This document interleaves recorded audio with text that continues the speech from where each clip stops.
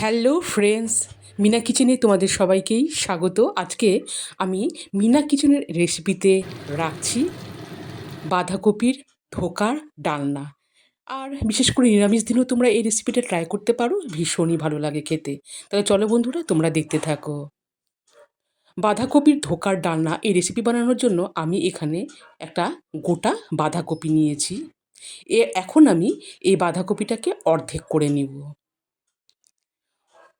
বাঁধাকপির অর্ধেক কাটা অংশ আমি এইভাবে মিহি করে কেটে নিয়েছি। আর এই কাটার অর্ধেক অংশটা আমি রেখে দিব, তোমরা তোমাদের পরিমাণ অনুযায়ী করবে। সো ফ্রেন্ডস, দেখো এই বাঁধাকপির কাটা অংশগুলোকে আমি এইভাবে কেটে নিয়েছি আর 3 থেকে 4 বার জলে ভালো করে ধুয়ে নিয়েছি। এরপরে ওভেনে আমি কড়াই বসিয়ে দিয়েছি। কড়াইয়ে এখন আমি এই কেটে রাখা বাঁধাকপিগুলো দিয়ে দিব। বাঁধাকপি কুচি দিয়ে আমি ঢাকা দিয়ে রেখে দিচ্ছি আর হাই হিটে রেখে দেবো এখানে, যতক্ষণ না বাঁধাকপিগুলো সেদ্ধ হয়ে যায়। আর গাইস, এখানে দেখো আমি এখানে 2 রকমের ডাল নিয়েছি। এখানে আছে মটরের ডাল আর এইখানে আছে ছোলার ডাল। আমি এই দুটো ডালই 1 ঘন্টার মতো জলে ভিজিয়ে রেখেছিলাম।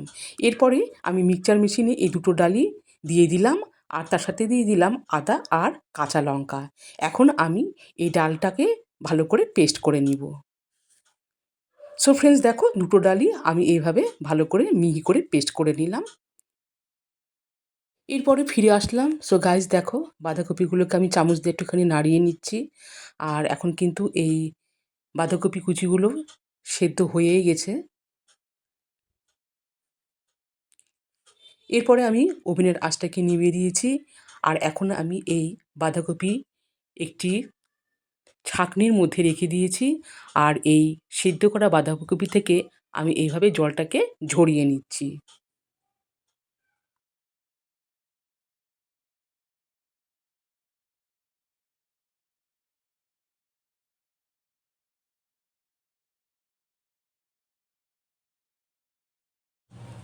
এভাবে আমি জলটাকে ঝরিয়ে নিয়ে এখন আমি এতে দিয়ে দিচ্ছি ডাল বাটা।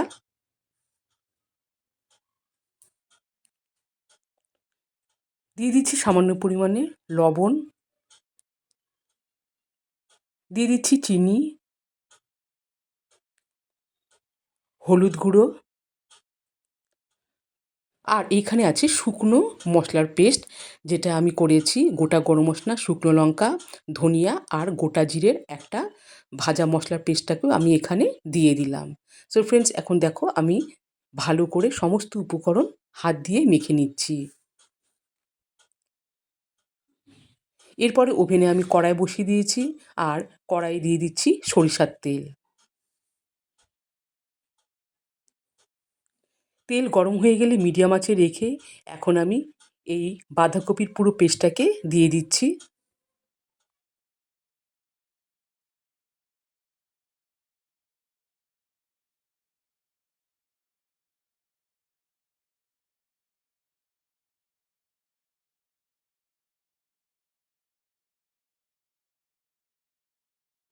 সো গাইস, দেখো এইভাবে কিন্তু আমি আস্তে আস্তে করে নাড়িয়ে নিচ্ছি। আর এটারও কিন্তু বেশ সুন্দর তেলের সাথে কিন্তু মিশে গিয়েছে। সো ফ্রেন্ডস, আমি এখানে 2 চামচ এখন শুকনো বেসন দিচ্ছি।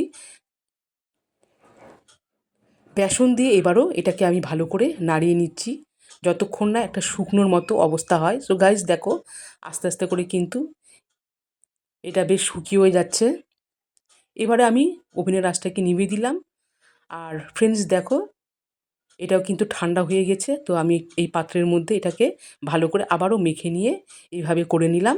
আর এর থেকে আমি বরফির আকারে বাঁধাকপির ধোকাও বানিয়ে নিলাম।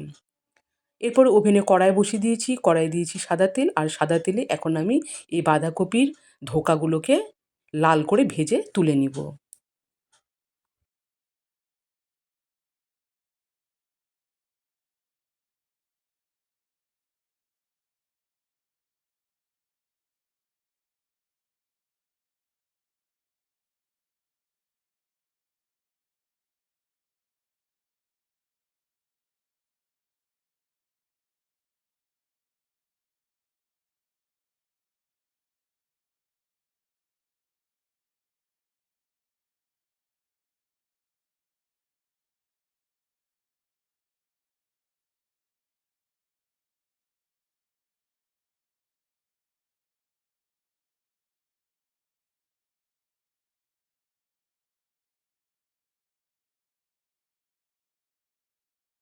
বাঁধাকপির ধোকাগুলো আমি তুলে নিলাম। আর এইখানে দেখো বন্ধুরা, বেঁচে যাওয়া তেলে 2টো শুকনো লঙ্কা, একটা তেজপাতা দিয়ে দিচ্ছি, আর দিয়ে দিচ্ছি এখানে গোটা জিরে,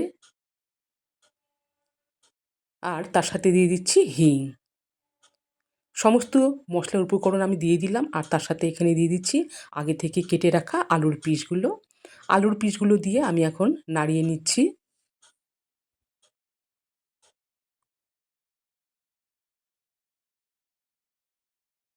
এইদিকে আলুর পিস ভাজা হতে হতে এখানে একটি বাটিতে আমি জিরে গুঁড়ো, ধনে গুঁড়ো আর দিয়ে দিচ্ছি হলুদ গুঁড়ো। তার সাথে সামান্য একটুখানি জল অ্যাড করে এখানেও একটা মশলার পেস্টটাকে বানিয়ে নিচ্ছি।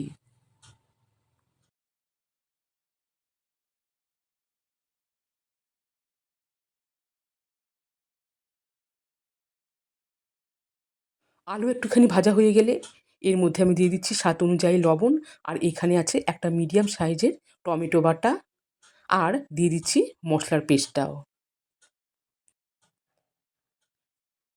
সমস্ত উপকরণ দিয়ে এবারে আমি নাড়িয়ে নিচ্ছি যতক্ষণ না আলুগুলো মশলার সাথে বেশ ভালোভাবে কষে যায়। তো গাইস দেখো, তোমরা কিন্তু দেখে বুঝতেই পারছো আস্তে আস্তে করে কিন্তু মশলাগুলো বেশ সুন্দর কষে গেছে। আর বুঝতেই পারছো আস্তে আস্তে করে কিন্তু মশলাগুলো বেশ সুন্দর কষে গেছে। আর এখন পুরোপুরি কিন্তু মশলাটা বেশ সুন্দর করে আমি কষিয়ে নিয়েছি। আর এখন আমি দিয়ে দিচ্ছি পরিমাণ অনুযায়ী জল।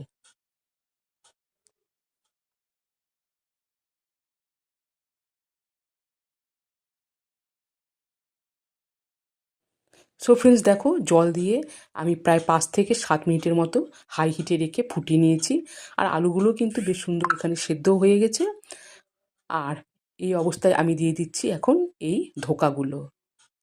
ধোকা দিয়েও আমি একটুখানি নাড়িয়ে নিচ্ছি। আর এখানে কিন্তু ধোকাগুলো যেহেতু বেশ পাতলা, অতটা এখানে ফুটানো যাবে না। আর এখানে আমি দিয়ে দিচ্ছি প্রায় 3 থেকে 4টা কাঁচা লঙ্কা চেরা, দিয়ে দিচ্ছি চিনি, আর দিয়ে দিচ্ছি গরম মশলার গুঁড়ো। সমস্ত উপকরণ দিয়ে দিলাম। আর এখন কিন্তু এই বাঁধাকপির ধোকার ডালনাও কিন্তু রেডি। আর এটা ঠিক এরকমই হবে। আর যখন এটা ঠান্ডা হয়ে যাবে, অনেকটাই কিন্তু জল চুষেও নিবে। সো ফ্রেন্ডস, বাঁধাকপির ধোকার ডালনাও রেডি। এরপরে আমি একটি পাত্রে এটাকে সার্ভ করেও নিয়ে আসলাম। তাহলে গাইস, হয়ে গেল বাঁধাকপির ধোকার ডালনা। নিরামিষ দিনেও তোমরা এটা ট্রাই করতে পারো, ভাতের সাথেও ভীষণই ভালো লাগে খেতে। তাহলে বন্ধুরা, আজকের মতো এই পর্যন্তই। কেমন লাগলো আজকের এই রেসিপিটা অবশ্যই কমেন্ট করে জানাবে। আর প্লিজ সাবস্ক্রাইব মাই চ্যানেল, আর বেশি বেশি করে লাইক, কমেন্ট এবং শেয়ার করে দিও আমার এই চ্যানেলটিকে। আজ এই পর্যন্তই, আবারও দেখা হচ্ছে অন্য এক রেসিপির সাথে।